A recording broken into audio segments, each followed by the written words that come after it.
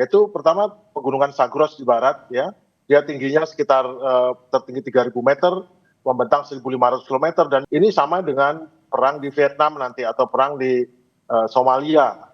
Tidak perlu jebakan, kalau dia masuk sana, kemudian dihajar dengan rudal-rudal yang ini kan dekat sekali itu dengan kalau cuma berapa ratus kilo itu dekat sekali, dan itu sasaran empuk itu tidak ada yang bisa selamat di bawahnya. Saudara, perang Timur Tengah semakin sengit.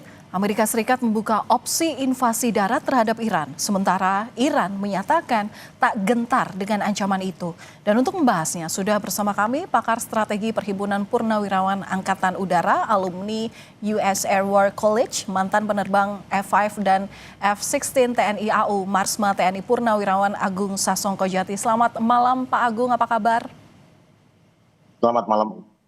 Iya Pak Agung, ini kan Amerika Serikat buka opsi akan melakukan invasi darat terhadap Iran. Menurut Anda, apa pendekatan militer yang kemungkinan diambil oleh Iran? Pendekatan militer dengan Iran adalah mereka udah siap selama 20 tahun. Baik serangan itu berupa serangan darat, serangan udara, serangan ini kelihatan sekali Iran siap karena apa yang diinginkan oleh strategi daripada Amerika Serikat dan Israel sama sekali tidak berhasil. Setelah perang 10 hari berlangsung, serangan yang begitu masif menghancurkan banyak hal di Iran. Ternyata Iran masih eksis sebagai negara yang memiliki pemimpin baru, masih jalan pemerintahnya, pasukannya masih kuat, balasannya masih kuat. Memang ada kehancuran, ada kematian, tetapi sebagai negara masih intact. Jadi secara taktikal dan operasional itu sangat berhasil itu pasukan sekutu antara Israel dan Amerika memperoleh air superiority masih di atas Iran. Tetapi tujuan utamanya tidak tercapai sama sekali. Jadi kita tidak bisa memberikan nilai baik untuk ini. Dan sekarang ada pilihan untuk serangan darat. Sampai membuat pilihan ini berarti operasi Epic Fury yang dilaksanakan oleh Amerika Serikat dan Israel telah gagal. Harus loncat ke fase berikutnya, berarti operasi pada tahap ini gagal mencapai tujuannya sehingga harus berpindah ke mode operasi lain. Ya, dilakukannya invasi darat begitu ya. Tapi apa strategi Iran untuk melemahkan kemampuan lawan?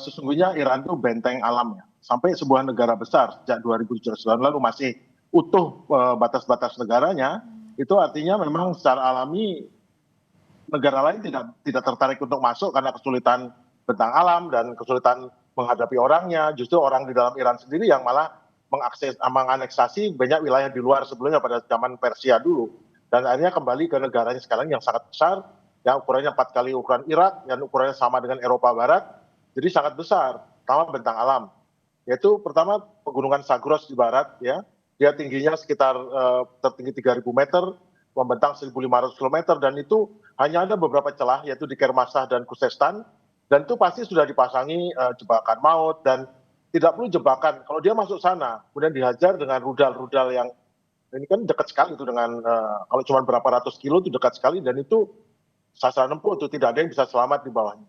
Kemudian juga ada setelah melewati gunung, mereka melewati gurun garam yang sulit untuk orang lewat kalau tidak punya bekal air, bekal apa, itu sudah cukup berat untuk logistiknya ya.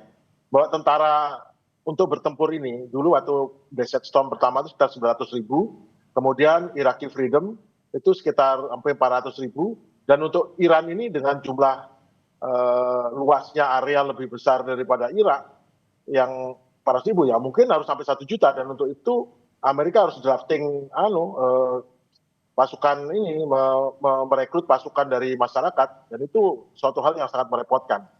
Kemudian menjangkau Teheran dari perbatasan berarti menempuh ratusan kilometer yang sulit untuk kurang gerilya. Dan yang paling penting lagi, Garda Revolusi sudah memecah ada 32 unit provinsi yang masing-masing memiliki wewenang untuk bertempur. Dan masing-masing provinsi ini memiliki pasukan yang levelnya level siap untuk bertempur dan bisa menghadapi. Sehingga Amerika kalau harus masuk ke setiap provinsi harus bertemu dengan 32 perang-perang yang berbeda secara simultan. Dan masing-masing dilengkapi dengan senjata drone dan lain sebagainya. Kemudian juga ada tentara reguler 1,5 juta, ya, dan juga ada jutaan milisi yang berbaur dengan penduduk. Ini sama dengan perang di Vietnam nanti atau perang di Somalia, di mana sangat repot menghadapi lawan yang tidak menggunakan seragam, itu repot saja. Dan yang paling penting adalah moral dan keinginan untuk bertempur. Di mana saat invasi Irak, moralnya pasukan Saddam itu rendah sekali.